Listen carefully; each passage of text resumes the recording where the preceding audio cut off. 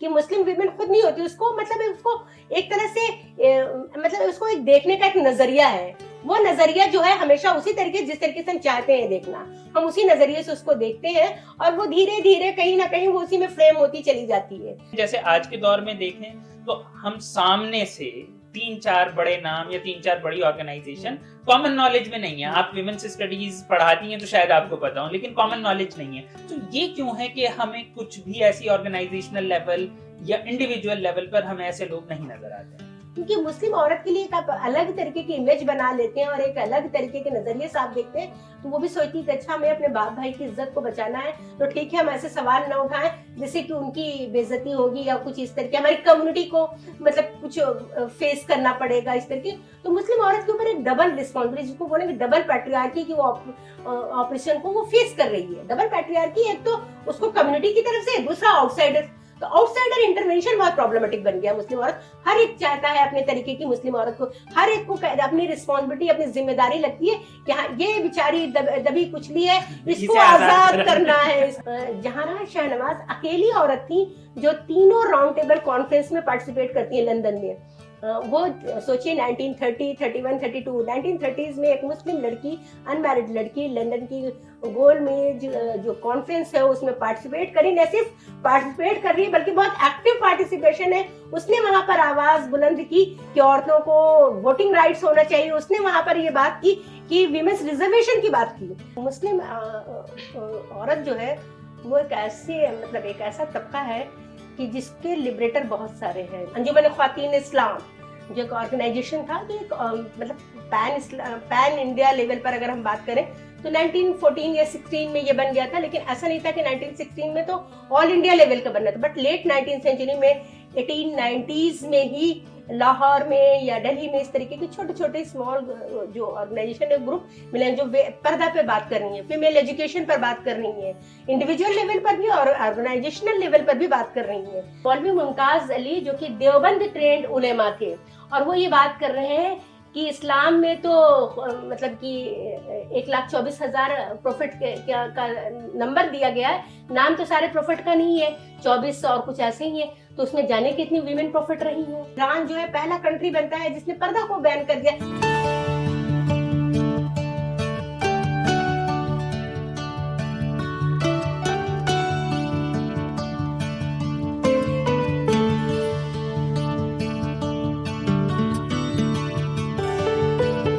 मैं साकिब सलीम आवाज the voice के पॉडकास्ट दीन और दुनिया में आपका खैर मकदम करता हूं।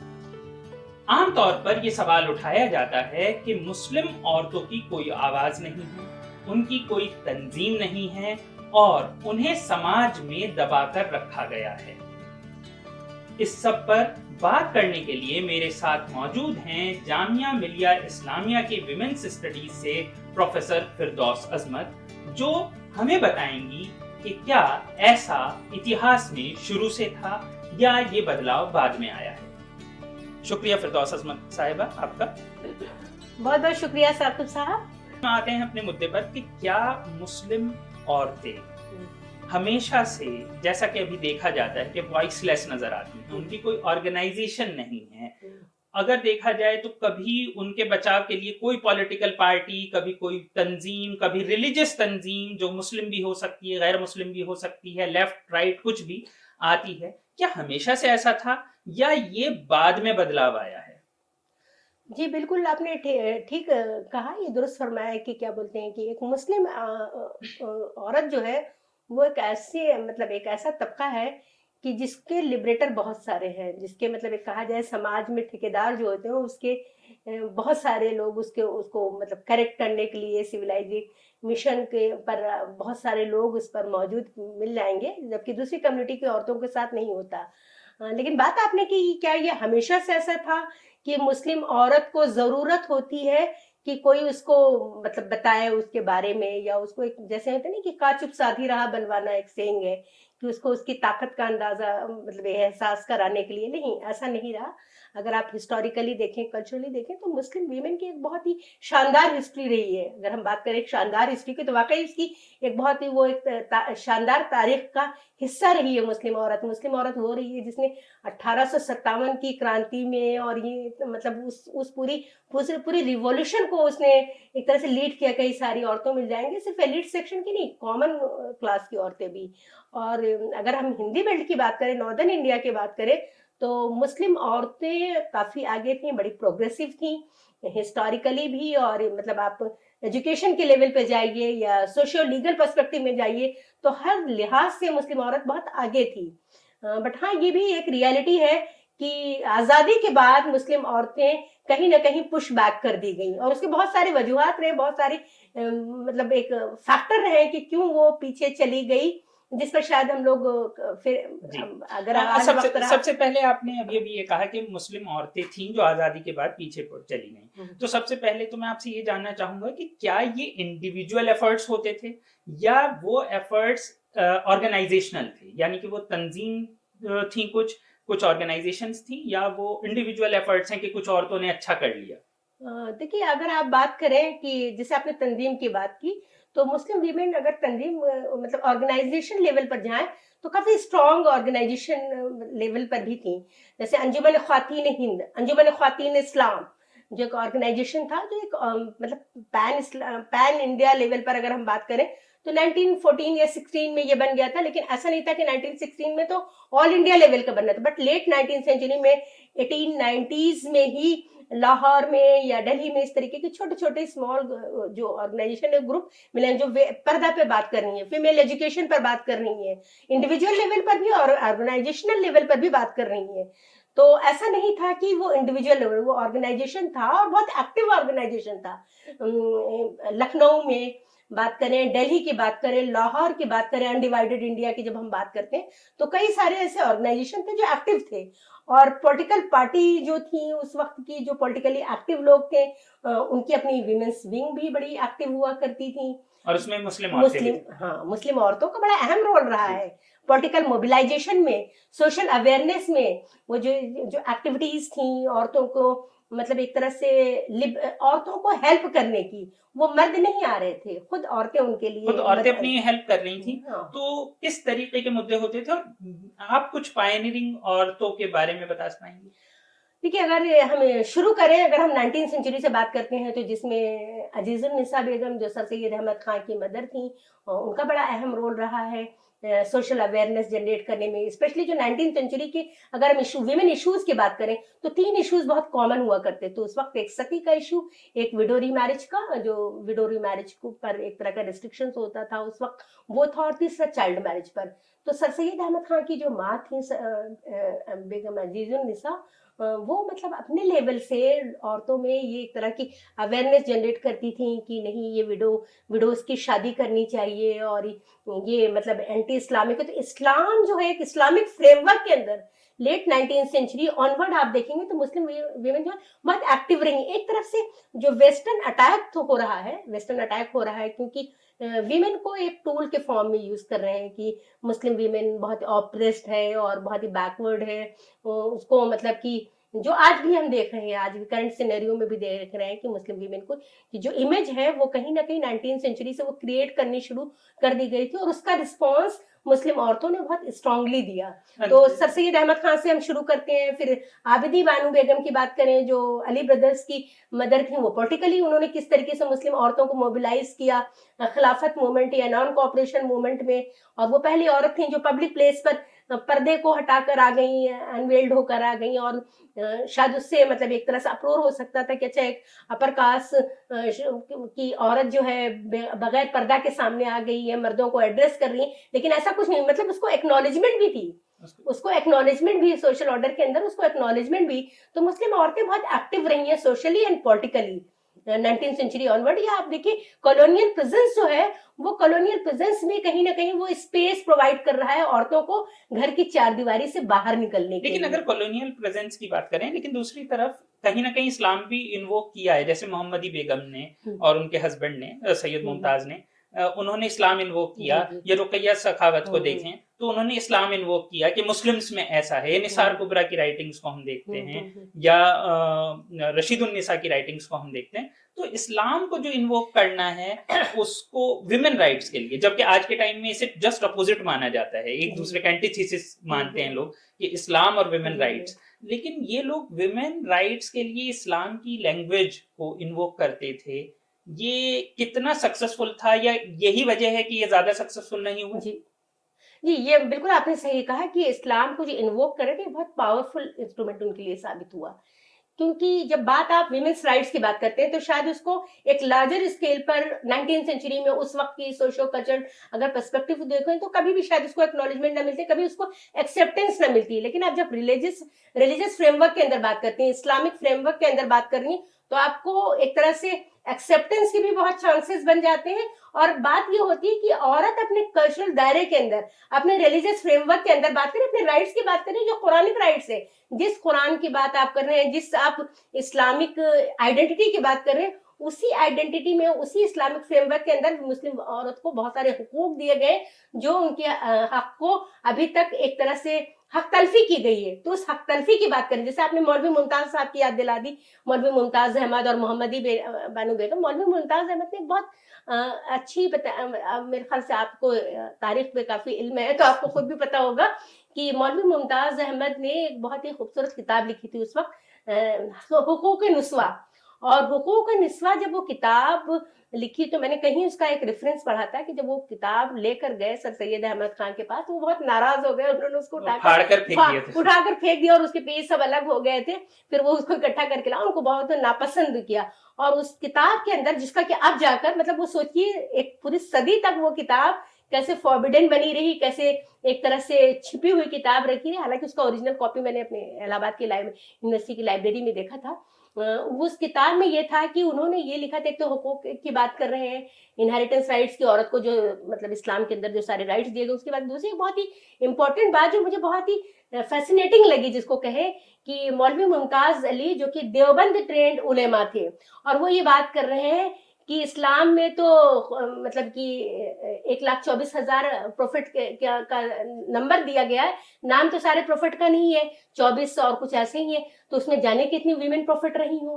कहीं ये नहीं है कि वीमेन नहीं हो सकता, नहीं हो सकता। इस तरह की जो प्रेस बहुत मतलब अपने जमाने के हिसाब से सोचिए तो बहुत रेडिकल और बहुत रिवॉल्यूशनरी था। ये तो आज भी कोई नहीं कह पाएगा, आज भी नहीं कह सकता। और ये वाकई बात दिमाग को खोल देने वाली बात है, क्योंकि जब हम बात करते हैं तो औरत इमाम नहीं बन सकती, औरत ये नहीं हो सकती, मतलब बहुत सारी हमने चीजों को, क्योंकि हमने इस्लाम को जो इंटरप्रेट किया है मर्दों के पर्सपेक्टिव से, मर्दों के लिए बना है। पूरी तारीख देखिए, पूरी हिस्ट्री को देखिए तो मर्दों के पर्सपेक्टिव से ही लिखी गई है। इस्लाम की प्रॉब्लम नहीं है, ये हर चीज की प्रॉब्लम है, हर रिलीजन की बात है। रिलीजन के बाहर भी हमारे स्कॉलर्स, फिलोसफर्स, जैक दरिदा ने कहीं पर कहा है कि फिलोसफर मर्द होता है, औरत फिलोसफर का आप कंसेप्ट नहीं सोच पाएंगे। कैथोलिक आइडियोलॉजी में जाइए तो औरत को जो है एक इम्परफेक्ट जेरोक्स कॉपी मर्द की माना जाता है, यानी कि वो कंप्लीट ह्यूमन बीइंग ही नहीं है।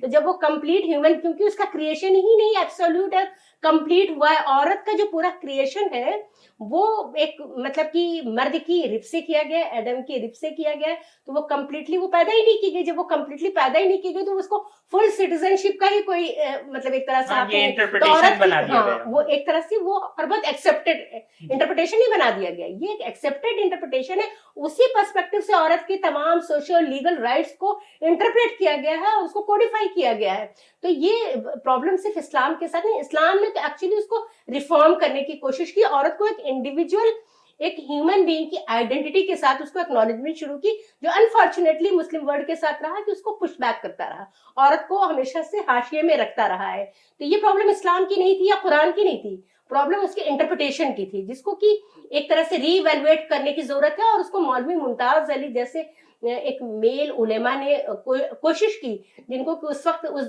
जमाने में नहीं एक्सेप्टेंस मिली, बट आज के दौर में वो किताब इजीली अवेलेबल है, लोग उसको पढ़ रहे हो, उस पर बहुत सारे क्रिटिकल रिव्यू भी और किस तरीके से अगर इंडिया में देखा जाए तो जो औरतों का जो मूवमेंट है वो कहीं ना कहीं मोहम्मदी बेगम की ही मैगजीन से शुरू हुआ, जो कि उनकी वाइफ थी। तो और दूसरे पॉइंट पर ही बात कर रहे थे कि मौलवी मुमताज अली ने वो एक तरह के उस वक्त उनकी बीवी ने सोचा इस तरीके की एक मैगजीन होनी चाहिए, एक वीमेन लेड मैगजीन होनी चाहिए जिसकी की एडिटर भी औरत होगी, जिसमें जो आर्टिकल्स आएंगे वो भी औरतों के आएंगे।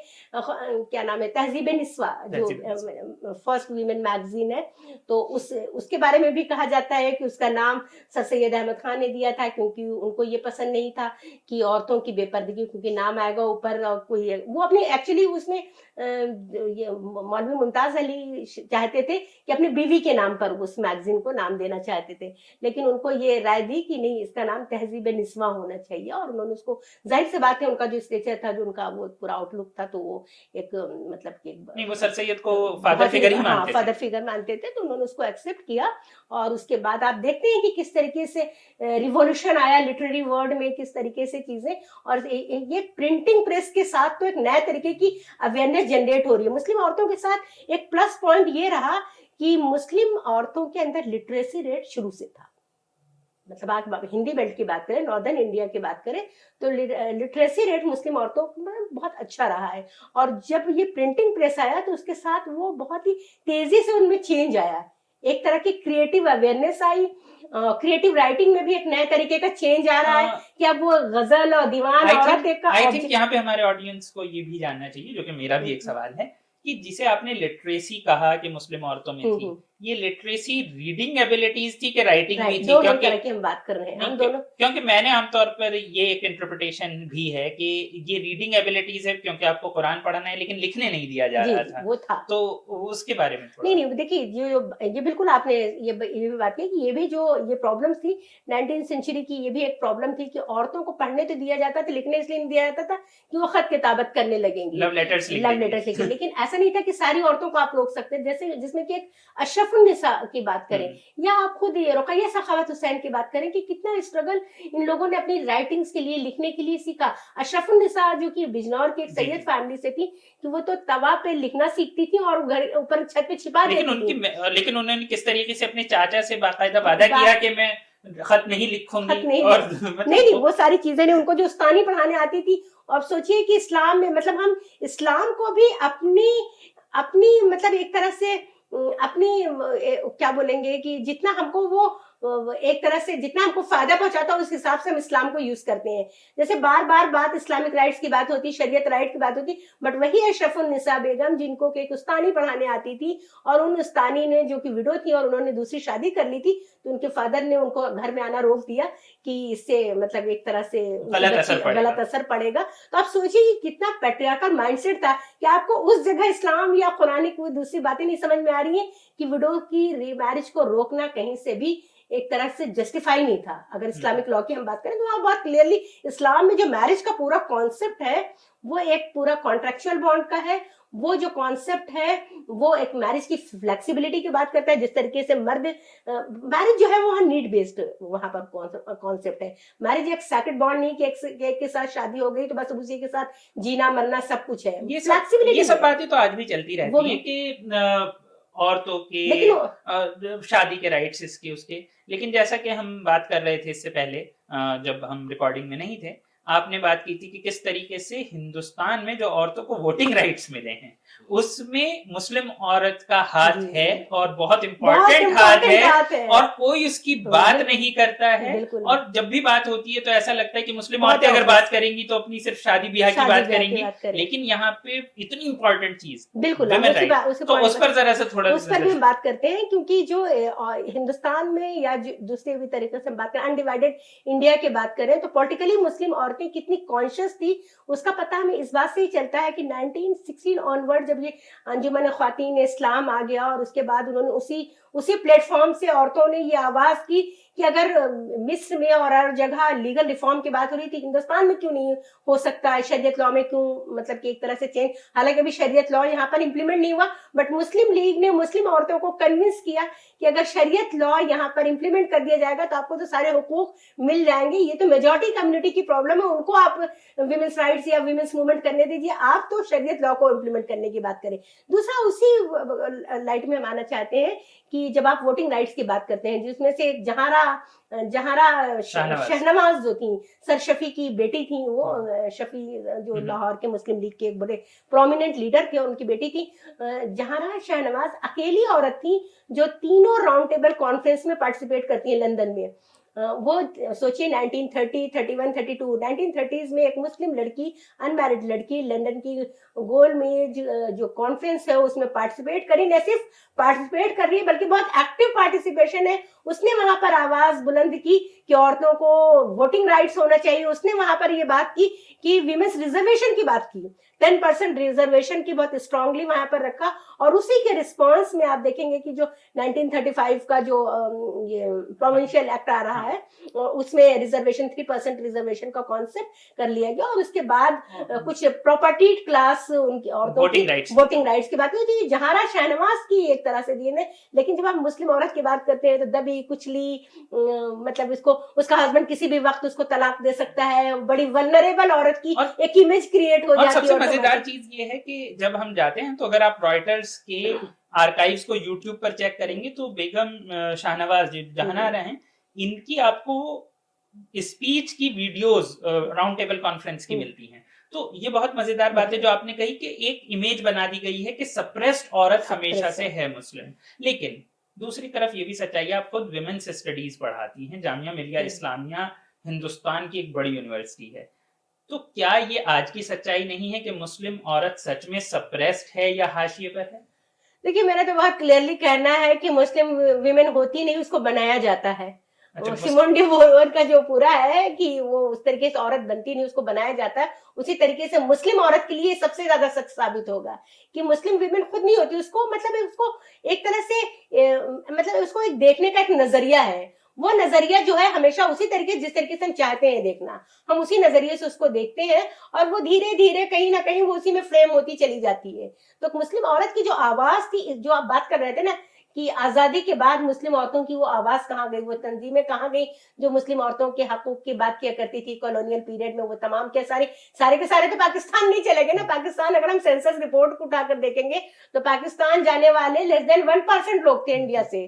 सेंसस रिपोर्ट का जो चेंज है 1941 में तो इस तरह से सेंसस रिपोर्ट मतलब उस तरीके से नहीं आ पाई एक्सक्लूसिवली, लेकिन जब 51 से आप उसको कंपेयर करें तो लेस देन 1% वो सेंसस रिपोर्ट एक्नॉलेज करती है कि जो पाकिस्तान गए। तो तमाम मुस्लिम औरतें या तमाम ऑर्गेनाइजेशन तो पाकिस्तान नहीं चला गया। लेकिन ये जरूर हमें सोचने की जरूरत है कि इंडिपेंडेंस के बाद पाकिस्तान का विमेंस मूवमेंट तो बहुत स्ट्रांगली चला। वो वहां पर पॉलीगैमी पर भी बात कर रही है, पॉलीगैमी को बैन करने की बात कर रहे हैं और उन्होंने इस पर रेस्ट्रिक्शन लगाए। उन्होंने प्रॉपर्टी में स्पेशली एग्रीकल्चर लैंड को में फीमेल इनहेरिटेंस को वहां पर 1951 में एक तरह से कोडिफाई करवाया, लॉ बनवाया उसके ऊपर। उसके बाद वो विमेंस रिजर्वेशन का जो 3% का 1937 को वहां पर इंप्लीमेंट करा। बट हिंदुस्तान की मुसलमान औरत कहीं ना कहीं पुशबैक कर दी गई, जाइए आप घर और बच्चे संभालिए। पुशबैक कर दी गई या पुशबैक खुद हो गई? वो दोनों तलाश रहा है, क्योंकि मुसलमान औरतों के ऊपर बहुत ज्यादा एक कल्चरल आइडेंटिटी, एक कल्चरल रिस्पॉन्सिबिलिटी शक्ल से एक लबादा उनके ऊपर डाल दिया गया। 47 बिल्कुल 47 या उसके बाद भी आप पोस्ट शाहबानों का देखें और उसके बाद जिस तरीके से बीच भी एक वक्त है 47 से 86 का, तो उसमें क्यों नहीं हो 50s एंड 60s का पीरियड तो जैसे कि राधा कुमार कहती हैं कि 50s और 60s का पीरियड जो है वो डार्क पीरियड है विमेंस मूवमेंट की। आप मुस्लिम औरतों को छोड़ दीजिए, दूसरी औरतों के लिए भी अगर बात करें तो मर्द ही लिबरेटर के फॉर्म में आ रहा है। अगर इंडियन कॉन्टेक्स्ट में बात करो तो नेहरू जी हैं, अंबेडकर हैं जो औरतों के हक की बात पार्लियामेंट में उठा रहे हैं और सारे लॉज बन रहे हैं। करेंगे तो कैफी आजमी करेंगे। जी तो मतलब फिर से एक बार मर्द की जो रिस्पॉन्सिबिलिटी आ जाती है यहाँ पर। जिस तरीके से हमारे यहाँ विमेंस मूवमेंट जो है फर्स्ट वेव ऑफ, अगर हम फेमिनिज्म की बात करें तो इंडिया वेस्ट की तरह नहीं आता है कि औरतों ने औरतों के लिए बात उठाई। यहाँ पर मर्दों ने उठाया, शुरुआत तो मर्दों ने ही की, चाहे वो राजा राम मोहन रॉय हो, चाहे सर सैयद अहमद खान हो या दूसरे लोग रहे हो। तो यहाँ पे इसलिए हमारे यहाँ विमेंस इश्यूज जो है वो सोशल इश्यूज के फॉर्म में देखा गया। लेकिन इंडिपेंडेंस के बाद देखिए वही मेल रिफॉर्मर की फिर से एक मतलब एक तरह से प्रोजेक्ट कर दिया गया उनको, मतलब वही सामने आ रहे हैं और वो उसमें मुस्लिम मर्द के अपने बहुत सारे इश्यूज हो गए, बहुत सारे। लेकिन जैसे आपने नेहरू जी का नाम लिया, अम्बेडकर जी का नाम लिया, तो यहाँ पर मुस्लिम मर्द तो औरतों के लिए भी रिफॉर्मर नहीं है कहीं? बिल्कुल नहीं है, बिल्कुल नहीं, क्योंकि दूसरे इश्यूज आ गए ना सामने। क्योंकि आप पोस्ट 50s देखें, 60s देखें तो मुस्लिम्स के और भी बहुत सारे इश्यूज थे, सिक्योरिटी कंसर्न था और बहुत सारे मतलब एक नए तरीके का हिंदुस्तान इमर्ज हो रहा है। तो एक विमेन इश्यूज कहीं ना कहीं डाइल्यूट होता गया। इसे डाइल्यूट होना कहेंगे या जानबूझ के मर्दों ने एक आप कहेंगे कि एक मास्क लगा दिया कि चलिए आपकी बात ना करने का हमें बहाना मिल रहा है? तो औरतें क्यों नहीं है? अगर मान लीजिए चलिए मर्दों ने कह दिया कि ठीक है कि हमारे पास और भी इश्यूज हैं, बट वो औरतें कहाँ गई? जो औरतें बड़ी एक्टिव हुआ करती थी कॉलोनियल पीरियड में, वो औरतें कहाँ चली गई? मतलब उस तरीके की हमें आवाज, उस तरीके की ऑर्गेनाइजेशन आफ्टर इंडिपेंडेंस नहीं देखने को मिलता। शाहबानो ने एक नए तरीके की जान फूकी मुस्लिम विमेंस मूवमेंट में, एक नई लाई, लेकिन वही फिर से एक तरह का जिसको बोले कि कल्चरल आइडेंटिटी का इशू हो गया। यूनिफॉर्म सिविल कोड की जो पूरी डिबेट थी वो एक अलग डायरेक्शन में चली गई, या इस्लामिक लॉ को किस तरीके से इंटरप्रेट किया गया उसको जरूरत नहीं है हमें बताने के लिए कि क्या हुआ 1980s में। और मुस्लिम औरत एक तरह की एक नई जिम्मेदारी के बोझ तले दबती जा रही थी कि उसकी रिस्पॉन्सिबिलिटी और भी कुछ है विमेंस राइट्स के सिवा। मतलब एक लार्जर कम्युनिटी इंटरेस्ट, मतलब वो ज्यादा तरजीह देनी, उसको प्रायोरिटी बहुत इंपॉर्टेंट प्रायोरिटी हो गई थी। लेकिन अगर आप उसके बाद देखें, चलिए शाहबानो के टाइम बहुत हद तक एक्टिवेट हुए, अगर आप देखें तो कुछ मूवमेंट्स, कुछ बड़े नाम भी औरतें नहीं वो डिस्चार्ज हो गए। उसके बाद आप देखें कि मेन स्ट्रीम विमेंस मूवमेंट भी कहीं ना कहीं मुस्लिम विमेन इश्यूज को लेकर डाइल्यूट होता है, क्योंकि वो एक अलग डायरेक्शन, पॉलिटिकल डायरेक्शन ले रहा है। नहीं, जैसे शाहबानो के बाद आप देखें तो शाहबानो के बाद जब मुस्लिम विमेन ऑर्गेनाइजेशंस वापस रिवाइव होती हुई नजर आती हैं, तो उसके बाद वो फिर से गायब हो जाती हैं। जैसे आज के दौर में देखें तो हम सामने से 3-4 बड़े नाम या 3-4 बड़ी ऑर्गेनाइजेशन कॉमन नॉलेज में नहीं है। आप विमेन्स स्टडीज पढ़ाती हैं तो शायद आपको पता हो, लेकिन कॉमन नॉलेज नहीं है। तो ये क्यों है कि हमें कुछ भी ऐसी ऑर्गेनाइजेशनल लेवल या इंडिविजुअल लेवल पर हमें ऐसे लोग नहीं नजर आते हैं?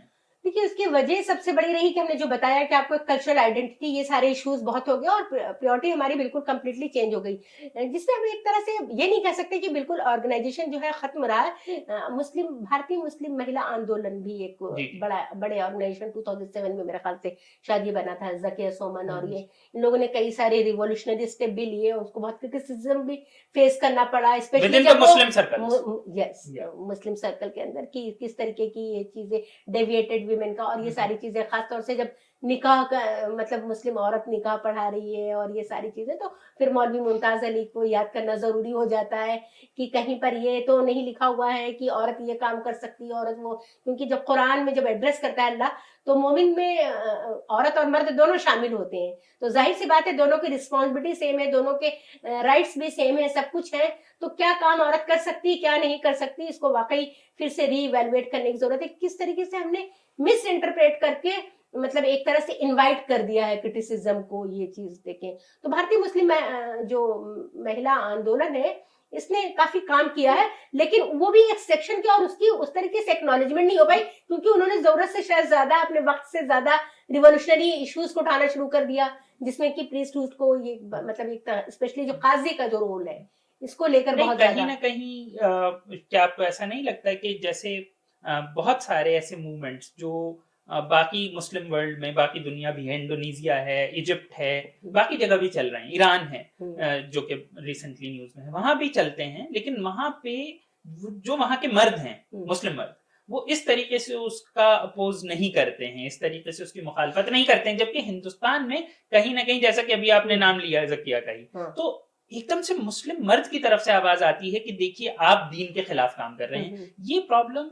उस हद तक है तो वहां पर भी, लेकिन इंडोनेशिया, इजिप्ट, बाकी जगह पर नहीं नजर आ रही है। देखिए, ऐसा नहीं आप कह सकते कि बाकी जगह नहीं आ रही है, कम है। हाँ, अगर आप कंपैरेटिवली देखें तो कम है। हिंदुस्तान की एक अलग तरीके की सिचुएशन, एक अलग तरीके के मुस्लिम वर्ल्ड को क्रिएट करने की कोशिश की गई, और मुस्लिम ने खुद अपनी ये दुनिया बना ली, अपने खोल के अंदर अपने को कवर कर लिया।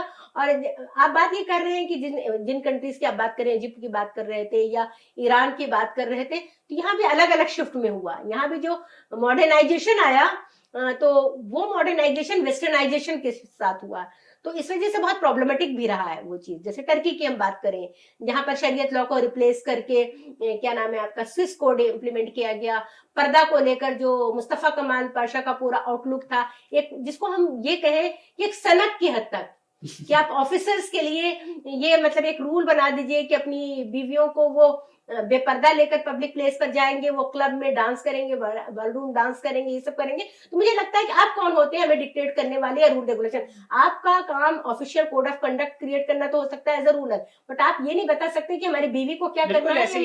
बिल्कुल ऐसे ही वो सनक लेवल पर, इसलिए वो फेल्ड हुआ है। रुकैया सखावत ने कहीं पर लिखा है कि क्या नाम है, अगर कोई मुझे ये कहता है कि मैं पर्दा करूं और कोई मुझे कहता है मैं पर्दा ना करूं, दोनों बराबर ही प्रॉब्लमेटिक है, अलग नहीं है। और ये बात मतलब आज से लगभग 125 बरस पहले लिख दी गई। आप कौन होते डिक्टेट करना। सेम चीज ईरान के साथ हुआ। ईरान में जो रजा पहलवी जो टर्की जाकर विजिट करते हैं और उसके बाद वो कंप्लीटली टर्की के रंग में रंग कर आते हैं और उन्होंने एकदम ऑल ऑफ सडन कह दिया कि आज से शरीयत लॉ खत्म होकर और यहाँ पर स्विस कोड इंप्लीमेंट होगा। दूसरी बात, पर्दा को ईरान जो है पहला कंट्री बनता है जिसने पर्दा को बैन कर दिया। जो फोटो बड़ी वायरल होती है ना, जिसमें ड्रेस मतलब हाफ ड्रेस की 70s में मुस्लिम औरतें कितनी प्रोग्रेसिव, मुझे थोड़ी सी उस इमेज से प्रॉब्लम है, क्योंकि आप किसी की प्रोग्रेसिवनेस, किसी की इंटेलिजेंस को उसके ड्रेस कोड से नहीं इवेलुएट कर सकते। हो सकता है जो नकाब के अंदर औरत है वो उससे ज्यादा प्रोग्रेसिव हो, क्योंकि ड्रेस और ये जो कपड़े पहनने, कपड़ा कितना पहना जाए और कितना ना पहना जाए, इससे किसी के आप माइंडसेट को बिल्कुल नहीं इवेलुएट कर सकते।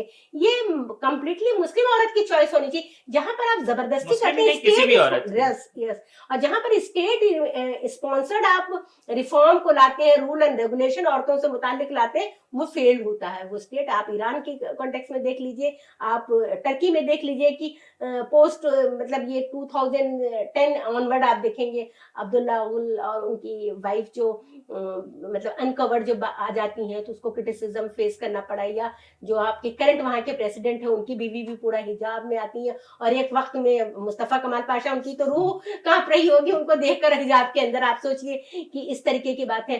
तो अब ये मतलब रूल रेगुलेशन जो फैमिली होती है ना, सोशल ऑर्डर होता है, वो इवोल्यूशनरी होना चाहिए, वो खुद कम्युनिटी के अंदर से आना चाहिए। प्रॉब्लम मुस्लिम औरतों के साथ ये उनको डिक्टेट करने की लोग कोशिश करते हैं। वो तो डिक्टेट, लेकिन मुस्लिम औरतों में, आप विमेन स्टडीज से हैं, आप ज्यादा जानते होंगे, लेकिन मुस्लिम औरतों में ऐसा हमें फील होता है बाहर से खड़े होकर कि ये जो evolutionary process from the with in जिसकी आपने बात करी, ये जैसे नजर नहीं आता है या है नहीं या कम है, क्या मामला है? नहीं, ये है, ऐसी बात नहीं है, लेकिन उसको एक स्पेस तो प्रोवाइड करिए, कि उसको प्लेटफॉर्म तो आप दीजिए।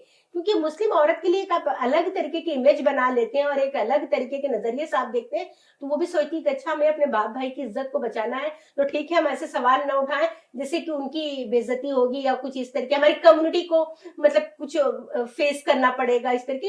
तो मुस्लिम औरत के ऊपर एक डबल रिस्पॉन्सिबिलिटी, जिसको बोलेंगे डबल पैट्रियार्की की, वो ऑपरेशन को वो फेस कर रही है। डबल पैट्रियार्की, एक तो उसको कम्युनिटी की तरफ से, दूसरा आउटसाइडर।